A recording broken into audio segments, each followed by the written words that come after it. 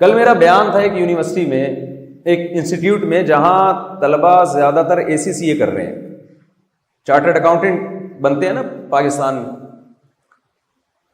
تو وہ مجھے کہنے لگے، ایک سوال ان کے ذہنوں میں بھی آتا ہے کہ یہ جو ہم علم حاصل کر رہے ہیں اس کی کیا فضیلت ہے.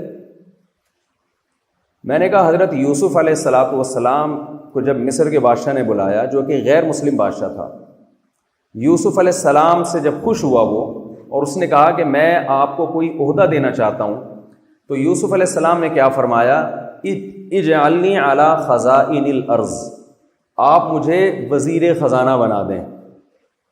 غیر مسلم ریاست ہے، اس میں اللہ کا ایک پیغمبر درخواست کیا کر رہے ہیں کہ مجھے آپ کیا بنا دیں؟ وزیر خزانہ. حضرت یوسف علیہ السلام یہ بھی کہہ سکتے تھے کہ مجھے ایک مدرسہ بنا کے دے دیں.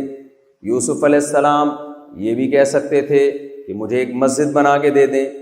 یوسف علیہ السلام اللہ کے پیغمبر، وہ یہ بھی کہہ سکتے تھے مجھے ایک حجرہ بنا کے دے دیں جہاں بیٹھ کے میں اللہ اللہ کیا کروں، اللہ کی عبادت کیا کروں.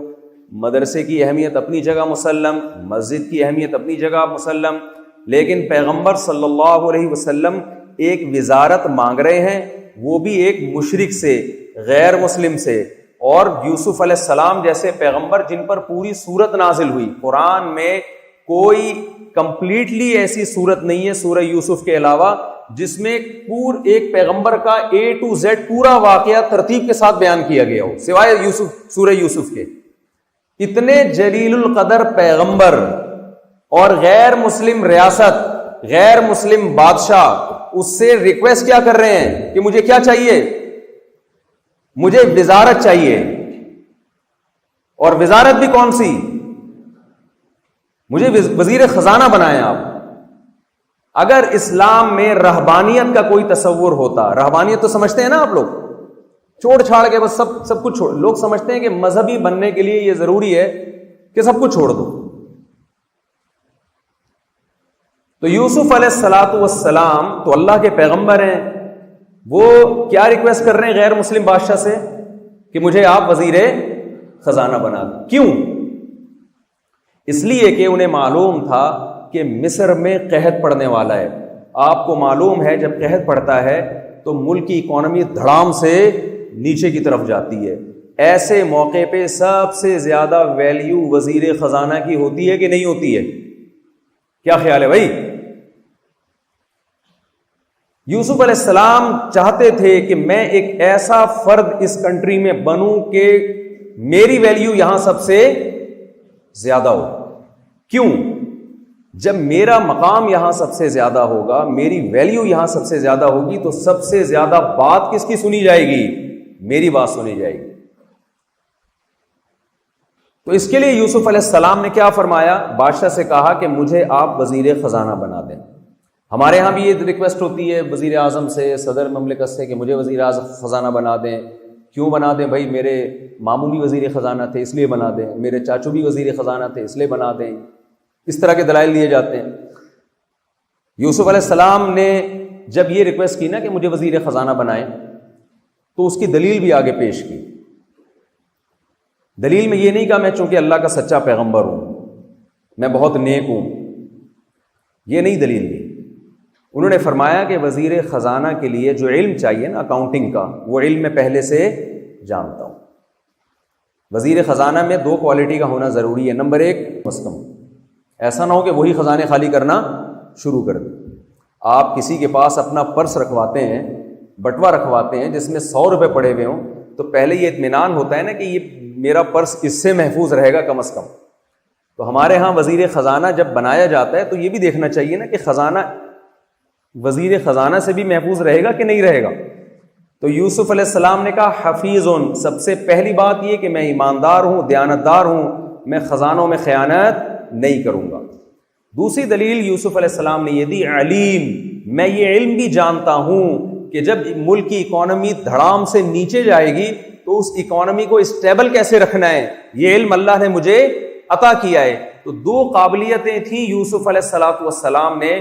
یوسف علیہ السلام نے ان 2 ایبلٹیز اور 2 قابلیت کو پیش کر کے یہ مطالبہ کیا کہ آپ مجھے ملک کے خزانے میرے حوالے کر دیں. یوسف علیہ السلام کا ہدف کیا تھا قرآن کی اس آیت جو اس زمانے میں جو بھی آسمانی کتاب تھی، لیبلوکم ایکم احسن عملا، اللہ نے پیدا اس لیے کیا ہے، اللہ دیکھنا چاہتے ہیں تم میں سے کون اچھا عمل کرتا ہے۔ یوسف علیہ السلام جانتے تھے کہ اگر میں وزیر خزانہ بن گیا اس کنٹری کے اندر تو میں جتنا اچھا وزیر خزانہ بن کے اللہ کی نظر میں اچھا بن سکتا ہوں، اچھا عمل کر سکتا ہوں، وزیر خزانہ بنے بغیر میں اتنا اچھا اللہ کی نظر میں نہیں بن سکتا۔ سمجھ میں آ رہی ہے بات کہ نہیں آ رہی ہے؟ اب آپ کہیں گے یار وزیر خزانہ وزارت کا عہدہ قبول کر رہے ہیں، ریکویسٹ کر رہے ہیں، اور مقصد کیا ہے؟ اللہ کو راضی کرنا۔ کیوں؟ یوسف علیہ السلام کو یہ بات معلوم تھی کہ اگر یہ کنٹری، یہ ملک کسی نااہل کے ہاتھ میں چلا گیا تو جب مصر میں 7 سال قحط پڑے گا تو کنٹری کا بیڑا غرق ہو جائے گا، لوگ بھوک سے مریں گے، یہ بھی مریں گے، ان کے ارد گرد جتنے لوگ ہیں وہ بھی مر جائیں گے بھوک سے۔ یوسف علیہ السلام نے اس کنٹری کے لوگوں کو اور انسانیت کو بھوک سے مرنے سے بچانے کے لیے سارے خزانے کس کے ہاتھ میں لے لیے؟ اپنے ہاتھ۔ خواب آیا تھا نا مصر کے بادشاہ کو کہ میں نے 7 موٹی گائے دیکھی ہیں جو 7 دبلی گایوں کو کھا رہی ہیں۔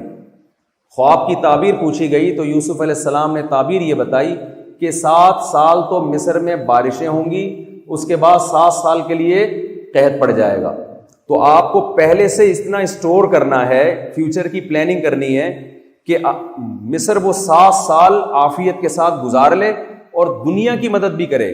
جب یوسف علیہ السلام مصر میں وزیر خزانہ بنے ہیں تو نہ صرف یہ کہ مصر میں لوگ بھوک سے مرنے سے بچے، بلکہ پوری دنیا سے تاجروں نے رابطہ کیا، لوگوں نے رابطہ کیا، بھائی اس وقت مصر کی گورنمنٹ ایسی ہے جن کے گودام گندم سے بھرے ہوئے، اس کے علاوہ دنیا میں کہیں بھی راشن نہیں مل رہا۔ تو یوسف علیہ السلام نے اپنے کنٹری کو بچایا بھی اور دوسرے ملکوں کی مدد بھی کی۔